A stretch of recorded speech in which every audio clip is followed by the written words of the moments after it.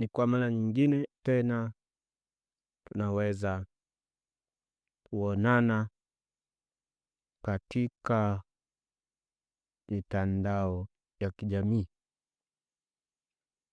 Ndugu zangu watu weusi, ningependa mfahamu jambo moja ambalo ni muhimu sana sana sana kulifahamu au kulielewa.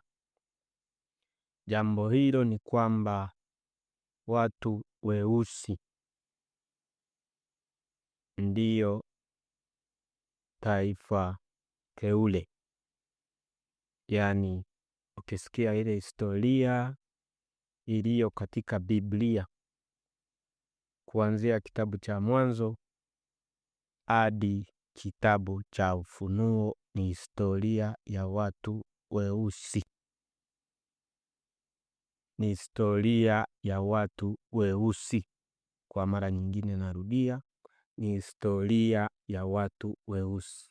Lakini walio wengi hawaelewi kwa sababu hawafuatilii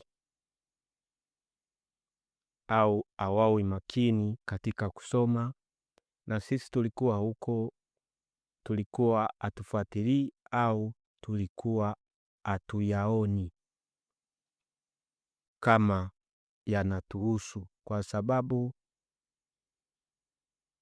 mzaliwa wa pili alipokuja ndipo alipotufunua au kutufungua akili ili tuweze kuwa makini na kujua kwamba hili liko hivi na hili liko hivi, tunapaswa kusoma hivi, na ndo tukaanza kuelewa.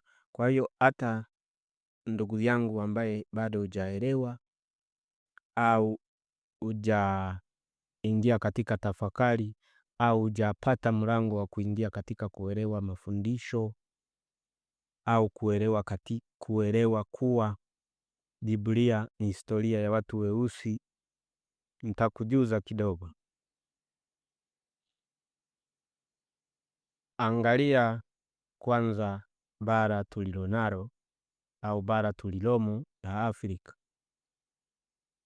Walio wengi hawalioni hilo.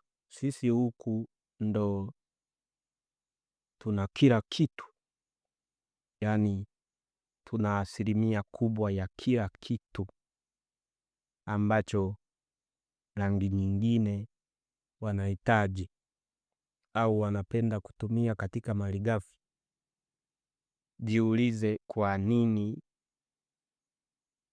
hicho kila kitu kipo huku, yaani kipo katika bara la Afrika. Na mambo mengine yapo ila wanawaficha. Mambo ni mengi au bado yamefichika, hayajaonekana kwa sababu watu weusi bado ni wajinga. Bado wangali katika kuambiwa na kukopi. Hawajaanza kutafakari wenyewe na kujua kwamba hii mali ni yetu, tufanye nini na tuitende nini. Na kinachosababisha hilo ni kwa sababu watu weusi wameasi au wamelala. Ni kwa sababu wazee wale wa nyuma, mpaka kipindi tulichomo tunaingia katika uamsho, wamelala au waliasi ile sheria ya neno. Tukirejelea katika Kumbukumbu la Torati 28:28, soma pale utaweza kuona udhaifu wa watu weusi ulipo. Yaani kwa nini sisi sasa hivi tunakuwa mkia? Ni kwa sababu tuliasi maagizo yaliyotolewa na zile sheria alizopewa yule kiongozi aliyekuwa yupo kwa wakati huo, ambaye katika ukweli anaitwa Busi, na katika Biblia za kisasa anaitwa Musa, lakini jina halisi aliitwa Busi. Na hilo ni la kwanza ambalo ukiangalia katika bara, sisi ndo tuna kila kitu. Na jambo lingine ambalo mnapaswa kulielewa ni kwamba bara la Afrika ni kubwa kuliko vile vipande vya udongo vilivyoko nje ya bara. Yaani udongo wote unaouona nje ya bara unaweza ukaletwa na ukaingizwa ndani ya bara na bado sehemu ikabaki. Na jambo lingine ni kwamba watu weusi ni wengi kuliko rangi zingine. Mtadanganywa kwamba sijui wale ni wengi, wale ni wengi. Watu weusi ni wengi na ni wengi ni wengi, kwa sababu tafakari ambayo unapaswa kuiwaza au itakayo kufanya uelewe ni kwamba angalia wazee wetu wanavyo, au kipindi chetu sisi, unakuta mtu mweusi mmoja na mke wake wana watoto 5, wana watoto 7, 8, 10, lakini kule wengine wanaishia kuwa na mbwa, wengine paka, wengine mtoto mmoja, wengine 2, wengine hawana chochote.